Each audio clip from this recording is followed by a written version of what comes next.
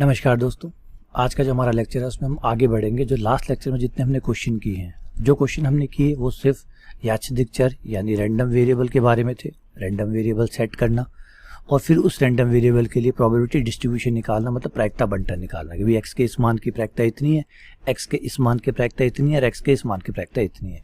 इस तरीके से पहले तो सारी घटनाओं को एक्स में बांटना, मतलब रैंडम वेरिएबल में बांटना, और फिर उस रैंडम वेरिएबल की प्रायिकता को टेबल में बनाना। ठीक है कि इस रैंडम वेरिएबल के लिए ये प्रायिकता, इस रैंडम वेरिएबल के लिए ये प्रायिकता। याद आई बात? नहीं आई? चलिए एक बार वापस से आपको दिखा देता हूँ कि जो हमने लास्ट लेक्चर में पढ़ा है वो ये था कि जो घटना घटित होगी उस घटना के हर घटना को हम एक्स का मान देंगे। इसे हम रैंडम वेरिएबल कहते हैं। रैंडम वेरिएबल का मतलब यही है कि हर घटना को एक नंबर असाइन करना ही किसका काम है? रैंडम वेरिएबल का काम है। रैंडम वेरिएबल हर घटना के पास एक वैल्यू होती है, हर घटना के पास एक मान होता है जो आप जिस तरीके से परिभाषित करेंगे उसके अनुसार होगा। अब ये नहीं है कि जो मैं कह रहा हूँ मैंने अलग मान रखे होंगे, आप अलग मान रख सकते हैं, कोई और अलग मान रख सकता है। ये बात क्लियर है? तभी रैंडम वेरिएबल कहा गया इसको, नहीं तो रैंडम कांस्टेंट कहते हैं। जैसे पाई है, पाई मैं चाहूँगा तो भी नहीं बदलेगा और आप चाहोगे तो भी नहीं बदलेगा। पाई फिक्स रहता है ना, इसीलिए उसको अचर कहते हैं, ना कि चर कहते हैं। तो इसे चर क्यों कहा गया? क्योंकि ये आपकी मर्जी के हिसाब से तय होता है। मैं अपने हिसाब से तय करूँगा, आप अपने हिसाब से तय करेंगे, कोई और अपने हिसाब से इसको तय करेगा। काम सिर्फ यही है कि हर घटना को एक नंबर देना है, हर घटना को एक नंबर देना है, वो रैंडम वेरिएबल कहलाता है। तो हर कोई अपनी अपनी मर्जी से अपने अपने तरीके से नंबर देगा। फिर वो जो एक्स के मान होंगे उनके ग्रुप होंगे और ग्रुप होने के बाद में उनकी प्रायिकता आएगी, जिसे प्रायिकता बंटन कहेंगे। बंटन इसलिए कहा कि बांटा ही तो है, टोटल प्रायिकता तो एक ही होती है। उस एक को एक्स के अलग अलग मानों के लिए बांट दिया, किसी को 10% दे दिया, किसी को 20%, किसी को 30%, टोटल 100% बांट दिया। प्रतिशत में बोलेंगे तो 100% और वैसे बोलेंगे तो एक जो टोटल प्रायिकता है उस प्रायिकता को हमने एक्स के मान के साथ साथ बांट दिया। किसी के पास ज़्यादा हिस्से में गई, किसी के कम गई, किसी कुछ और गया, बस। क्लियर है? अब इसी घटना में हम एक कंसेप्ट और ऐड कर रहे हैं जिसका नाम है माध्य यानी मीन। माध्य, थोड़ा ध्यान से सुनिएगा बेटा, बहुत अच्छा कंसेप्ट है, बहुत अच्छा विचार है। क्या है? देखिए, माध्य का कंसेप्ट आप भी जानते हैं, माध्य का कंसेप्ट जो है वो आप भी जानते हैं कि माध्य क्या होता है। जो भी आंकड़े आपके पास है उनका योग बट्टा उनकी संख्या कि वो कितने हैं। जैसे आपकी क्लास में एक टेस्ट हुआ, आपकी क्लास में जो टेस्ट हुआ आप, और उस टेस्ट में किसी के 5 आए, किसी के 7 आए, किसी के 3 आए, किसी के 2 आए, जो भी नंबर आए आपने सारे नंबरों को जोड़ा। टोटल बच्चे कितने थे? मान लीजिए 30 बच्चे थे, तो सबको जोड़ किया, टोटल नंबर सबसे ले लिए कि भैया बता तेरे कितने हैं? 5, तो उसके 5, तेरे कितने हैं? 7, तेरे कितने हैं? 2, तेरे कितने? 1। सबसे नंबर लेते गए, उनको जोड़ते गए, बटा क्लास में कितने नंबर, कितने बच्चे हैं, सब आप समझ के 30 है, तो आपने 30 का भाग दे दिया। तो माध्य का आइडिया क्या था? आंकड़ों का योग बट्टा उनकी संख्या बट्टा आंकड़ों की संख्या। ये कंसेप्ट है। इससे क्या होता है? इससे ये होता है कि आपके सारे आंकड़े बराबर बराबर हो जाते हैं। बराबर बराबर होने का मतलब समझा आपने? जैसे जो टीम है, क्रिकेट का मैच चल रहा है, किसी मैच में 10 रन बनाए, किसी मैच में 20 बनाए, किसी में 11 बनाए, कोई खाली गया। इस तरीके से जब 50 ओवर पूरे हुए तो 300 रन बने, तो सारे आवरों का जो टोटल जोड़ है वो 300 हुआ। टोटल आवर कितने खेले? 50, तो आवर की संख्या कितनी है? 50। कुल 50 आवरों में जो जोड़ आया वो कितना है? वो 300 आया। तो जोड़ हुआ 300, संख्या हुई 50, तो 300 बटा 50 यानी 6, यानी हर आवर में कितने रन बनाए? 6। ये है एवरेज। लेकिन क्या 6 रन बनाए हर आवर में? नहीं, 6 नहीं बनाए। किसी आवर में 6 से ज़्यादा बनाए, किसी में 6 से कम बनाए, किसी में पूरे पूरे 6 बनाए, किसी में कुछ भी नहीं बनाया, लेकिन एवरेज 6 है, जिसे औसत कहते हैं, माध्य कहते हैं। माध्य का मतलब होता है कि हर आवर में एवरेजन, मतलब एक समान रूप से अगर बांटे सभी आवर को तो 6 रन सब आवर में आए हैं। 6 के, किसी आवर में 6 से कम, किसी आवर में 6 से ज़्यादा, लेकिन मैनेज किया है 6 को। ठीक है ना, 6 को मैनेज किया। वो होता है माध्य, जो सबको बराबर इक्वली बांट देते हैं, सबको बराबर बराबर बांट देते हैं। जैसे क्लास में हमने नंबर टेस्ट वाली बात कर रहे थे, क्लास में टेस्ट के सब नंबर लिए, फिर जोड़ा, भाग दिया। मान लीजिए 4 आया तो हमने सब में, इसका मतलब हर बच्चे के 4-4 नंबर आए हैं। ऐसा नहीं कि हर किसी के 4 ही आए, किसी के 2 आए, किसी के 3 आए, लेकिन एवरेज करें तो सबके 4-4 आ जाएंगे। जिसके पास ज़्यादा आया उससे ले लिया, जिसको कम आया उसको दे दिया, ताकि सब बराबर बराबर पड़ जाए, है ना। तो ये जो कंसेप्ट है माध्य वाला, बराबर बराबर, इक्वली बराबर करने वाला, ये कंसेप्ट हमारा प्रायिकता में भी है। कैसे? देखिए, समझिए बात को। ये है हमारा x, रैंडम वेरिएबल। इस रैंडम वेरिएबल की वैल्यूज़ है, जो इसके मान है वो मान लीजिए x1, small x1, small x2, small x3 and dash dash dash small xn। ठीक है। और इनकी जो प्रायिकता है वो है x1 पे जो प्रायिकता है उसको px1 लिख लेते हैं, x2 पे जो प्रायिकता है उसको px2 लिख लेते हैं, x3 पे जो प्रायिकता है उसको px3 लिख लेते हैं and dash dash dash dash. अब थोड़ा सा ध्यान दीजिए, माध्य निकालना है तो माध्य निकालना बड़ा ही आसान है। जैसे इस x का माध्य निकालना है तो x माध्य का 12, इन सबको जोड़िए और जितने आंकड़े हैं उतने का भाग दे दीजिए, x1 plus x2 plus x3 plus x4 dash dash xn बट्टा आंकड़ों की संख्या कितनी है n है तो n का भाग लग गया। ये आपका इस तरीके से माध्य आ जाएगा। लेकिन एक मिनट रुकिए। अब आप कहेंगे सर 1 मिनट क्यों रोक रहे हो? 1 मिनट इसलिए रुक रहे हैं बेटा, अगर मान लीजिए आपके 3 बच्चे हैं, उनको टॉफियाँ दी जाती है, कोई आप मेहमान आया और उस मेहमान ने टॉफियाँ दी थी 4 4 4, क्योंकि बच्चे हैं तो उसने कहा अलग अलग बांटूंगा तो बच्चे नाराज हो जाएंगे, गुस्सा करेंगे और चिल्लाएंगे, है ना। तो एक काम करते हैं, सबको बराबर बराबर टॉफियाँ बांट देते हैं, इसको भी 4 दे देते हैं, इसको भी 4 दे देते हैं, इसको भी 4 दे देते हैं। अब आप थोड़ा सा सोचिए बेटा, क्या ये बात सही है? क्या ये सही है? अब आपका जो पहला बच्चा है वो 1 साल का है, अब 1 साल के बच्चे को 4 टॉफियाँ मिली है खाने के लिए, 1 साल के बच्चे को 4 टॉफियाँ मिली है, और जो आपका सबसे बड़ा बच्चा है वो 10 साल का, उसको 4 मिली है। क्या ये सही है टॉफियों का वितरण? वैसे तो आप कहेंगे सर 4 4 4 4 बांट देना, बराबर बांट दिया, लड़ाई नहीं होगी। लेकिन क्या बराबर बांटना सही में बराबर करना है? तो जवाब है नहीं, क्योंकि छोटे वाले बच्चे को कम टॉफियाँ मिलनी चाहिए थी। छोटे वाले बच्चे को कम टॉफियाँ मिलनी चाहिए, क्यों? क्योंकि उसकी उम्र कम है। बड़े बच्चे को थोड़ी सी ज़्यादा मिलनी चाहिए थी, क्योंकि उसकी उम्र ज़्यादा है। जैसे आप रोटियां खिलाते हैं बच्चे को, आपका 1 साल का बच्चा, एक 5 साल का बच्चा, एक 10 साल का बच्चा, क्या आप सबको 4 4 रोटियां खिलाएंगे? 1 साल बच्चे को तू भी 4 खा, तू भी 4 खा, वो 10 साल का क्या तू भी भाई 4 ही खा? नहीं ना, क्यों? क्योंकि 10 साल का इसका मतलब उसकी डिमांड थोड़ी ज़्यादा होगी, ये 1 साल का छोटा है तो उसकी डिमांड कम होगी। तो बेटा कई बार ये जो मध्य आप निकालते हैं ये सही नहीं होता, ये वाला जो तरीका है मध्य निकालने वाला ये सही नहीं होता। इसके बजाय आप एक दूसरा आइडिया, क्योंकि यहाँ पे देखिए x1 की प्रायिकता क्या उतनी है जितनी x2 की है, क्या उतनी प्रायिकता है जितनी x3 की? नहीं, प्रायिकता होने का मतलब इसकी संभावना कम है, किसी की संभावना ज़्यादा है। ये संभावना वैसा ही आइडिया जैसे उम्र वाला है, जैसे मैंने कहा ये 1 साल का है, वो 3 साल का है, वो 5 साल का है, तो उसकी उम्र के हिसाब से उनमें वितरण होना चाहिए था। उम्र को ध्यान में रखते हुए उनका वितरण किया जाना चाहिए था। उम्र जो है वो भार को प्रतीक करती है, जिसकी उम्र कम है उसका भार कम है। भार का मतलब वजन नहीं तोल रहा हूँ मैं बेटा, भार का मतलब है जिस आधार पर आप उसका वितरण करने वाले उसको भार कहते हैं। अब आप यहाँ पे उम्र को गौर कर रहे हैं, तो उम्र के आधार पे, जैसे रिजर्वेशन में क्या किया गया? ये तो किया गया इस जाति को इतना भार मिलेगा, इस जाति को इतना भार मिलेगा, इस जाति को इतना भार मिलेगा, क्योंकि कई कारण रहे हैं जिस कारण के आधार पर इनको भार अलग अलग वितरित किए गए। सेम ऐसा ही यहाँ पे। तो ये जो प्रायिकता है, प्रायिकता क्या है?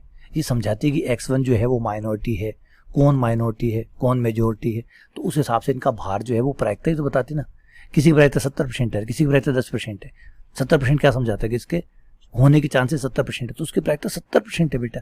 अब उसके 10% वाले से कैसे कंपेयर किया जाए, है ना। तो किसी का भार ज़्यादा है, किसी का कम है, तो आपकी जो प्रायिकता है वो आपके भार की तरह काम करेगी, क्योंकि सबकी प्रायिकता बराबर है, तब तो देखिए कोई दिक्कत नहीं। मैंने जैसे कहा कि सारे बच्चे 10 साल के हैं तो फिर तो 4 4 बांटे, कोई दिक्कत नहीं है। लेकिन बच्चों की उम्र अलग अलग है तो फिर आपको थोड़ा बांटने का जो ये जो बराबर वाला कंसेप्ट है इसको थोड़ा सा ठीक करना पड़ेगा। तो यहाँ पे मैं इसको हटा रहा हूँ, इस कंसेप्ट को, और एक नया कंसेप्ट जो सही है उसको मैं इंट्रोड्यूस कर रहा हूँ, जिसको कहते हैं भारित माध्य। भारित माध्य, वेटेड मीन। क्या यूज़ कर रहा हूँ? वेटेड मीन, भारित माध्य। ये ज़्यादा लॉजिकल है बेटा, ये ज़्यादा लॉजिकल है। जैसे मैंने कहा ना भी वो वाला कि एक बच्चा 1 साल का, या एक छोटे, इसको एक काम करिए, इसको और ज़्यादा, एक बच्चा 1 महीने का है, एक बच्चा 5 साल का है, एक बच्चा 10 साल का। 1 महीने वाले बच्चे को आपने 4 टॉफियाँ दे दी, 1 महीने के बच्चे को 4 टॉफियाँ दे दी। आपने कहा कि देखिए भाई मैंने भेदभाव नहीं करता, मैं भेदभाव नहीं करता। क्या भेदभाव नहीं करने से आपके सारे काम क्लियर हो गए? सोचिए, 1 महीने के बच्चे को आपने 4 टॉफियाँ बांट दी, लगा ना कुछ गड़बड़ है, कहानी में गड़बड़ है। मतलब यहाँ पे वो इक्वली वाला कंसेप्ट ज़्यादा सही नहीं है। मैंने कहा अगर सारे बच्चे 10 साल के हैं फिर आप सबको बराबर बांटे, सही है। लेकिन जब बच्चों की उम्र में इतना अंतर है तो उनको टॉफियाँ बांटते टाइम थोड़ा ध्यान रखना है। अब 1 महीने वाले बच्चे को 1 टॉफी नहीं मिलनी चाहिए, 1 भी नहीं मिलनी चाहिए, क्योंकि वो खा भी नहीं सकता, बिना मतलब में दोगे बेकार जाएगी। तो बेहतर है वो जो 10 साल का बच्चा बैठा है उसको दीजिए, वो ज़्यादा खुश होगा, सही है ना। तो समझना होगा कि भार को भी मायने रखता है। भार का मतलब होता है उनकी उम्र, जिसको हम देख के आधार पर टॉफियाँ बांट रहे हैं उसको भार कहते हैं। तो भार एक्चुअली प्रायिकता है, संभावना है ना। तो हम भार से गुणा कर देते हैं। x1 का भार है px1, x2। अब जैसे हमारे सिक्के को एग्जांपल ले लीजिए, हमारे सिक्के में हेड और टेल होने की प्रायिकता बराबर होती है ना, बराबर होती है, तो आधी उसकी आधी उसकी। लेकिन मान लीजिए सिक्का अगर अनबाइज्ड हो, तो अगर बाइज्ड हो, तो बाइज्ड होने का मतलब एक सिक्के पे हेड ज़्यादा आ रहा हो, टेल कम आ रहा हो, तो तब भी आप क्या वैसे ही निकालेंगे मध्य? तो नहीं, क्योंकि जिस सिक्के पे ज़्यादा आ रहा है उसको ज़्यादा वेटेज मिलेगा, कम सिक्के पे आ रहा है उसको कम वेटेज मिलेगा। तो प्रायिकता को गौर करना पड़ेगा। तो ये हो गई प्रायिकता से गुणा कर दिया, इसे कहते हैं भारित माध्य। भारित माध्य में आप क्या करते हैं, उसके भार से आंकड़ों को अपने भार से गुणा करके जोड़ते हैं, बट्टा जैसे मैंने कहा उम्र का मायने रखेंगे। जब आप टॉफियाँ दे रहे हैं तो उसको किससे गुणा करेंगे, उसकी उम्र से भी गुणा करेंगे, ताकि सही समझ में आए। ज़्यादा उम्र वाले को ज़्यादा फायदा मिलना चाहिए। बटे आपका जो भारित माध्य है, जो भार है उनका जोड़। इस तरीके से आपका भारित माध्य निकलता है। तो यहाँ पे जो बोलूँगा, देखिए माध्य ही होता है, मैंने कहा ना, ये कोई आप कह सकते हैं भारित माध्य, लेकिन कंसेप्ट माध्य जैसा ही है। ये सिग्मा आई बराबर 1 से लेकर n तक बटा सिग्मा पी एक्स आई बराबर 1 से लेकर n तक। लेकिन सभी माध्यों का योग तो सभी प्रायिकताओं का योग 1 होता है, तो नीचे वाला 1 हो गया, सिर्फ ऊपर ऊपर वाला बचा। और यहाँ पे मैंने क्या इस्तेमाल किया है, क्यों? क्योंकि सारी प्रायिकताओं का जोड़ 1 होता है। याद कीजिए, जब आपने पहले मैंने आपको बताया था कि जब आप रैंडम वेरिएबल बनाते हैं तो रैंडम वेरिएबल की जो प्रायिकताएं आती है उनका जोड़ 1 होता है। तो ये जोड़ 1 हो गया। तो ये आ गया आपका फॉर्मूला माध्य का, जिसे आप x बार कह सकते हैं। ठीक है, तो आपको करना क्या है, सिर्फ ये काम करना है कि अपनी जो प्रोबेबिलिटी डिस्ट्रीब्यूशन है, जो प्रायिकता बंटन की टेबल है, वो बना लीजिए। उसमें जो x के मान है, मतलब रैंडम वेरिएबल की जो मान है, उसकी जो प्रायिकता है उनका गुणनफल करते जाइए और उनको जोड़ते जाइए। यही आपका क्या कहलाएगा, भारित माध्य कहलाएगा, माध्य कहलाएगा। इसको कई नाम कहते हैं, एक नाम इसका है माध्य। देखिए नाम थोड़ा सा मैं क्लियर कर देता हूँ उसको। इसको EX भी कहा जाता है, इसको x बार भी कहते हैं। ठीक है ना, अलग अलग कोई फर्क नहीं पड़ता। देखिए नाम मैंने पहले कहा मैथ्स है, आप मन मर्जी के नाम रखते हैं। इसे माध्य भी कहा जाता है, इंग्लिश में आप इसको मीन कहेंगे। इसको प्रत्याशा भी कहा जाता है, जिसको इंग्लिश में एक्सपेक्टेशन कहा जाता है, एक्सपेक्टेशन ऑफ x।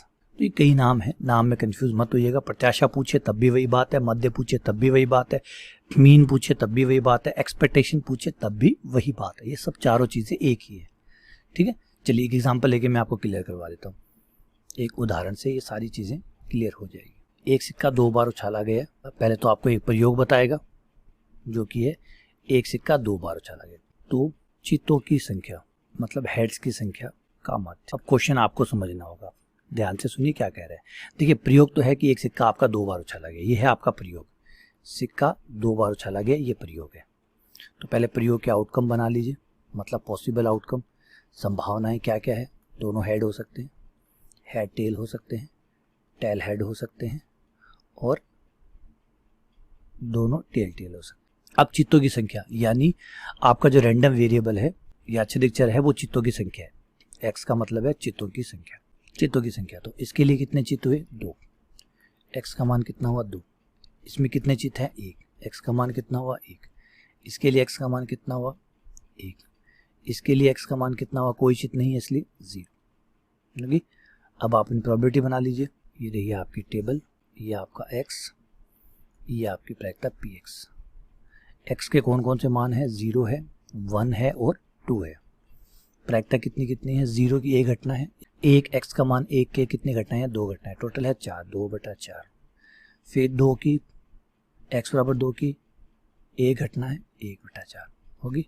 अब आप माध्य देखिए, या एक्सपेक्टेशन देखिए, या प्रत्याशा देखिए, या मीन देखिए, वो एक ही है। ये है आपका x1, ये है आपका x2, और ये है आपका x3, और ये इनकी प्रायिकता है।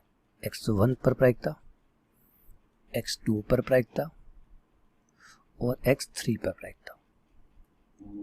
फॉर्मूला आपका बनेगा सिग्मा, क्योंकि 3 x के 3 मान है, i बराबर 1 से लेकर 3 तक, xi into P X I. और खुलेगा तब क्या होगा, x1 into P X one plus x2 into P X two plus x3 into P x three.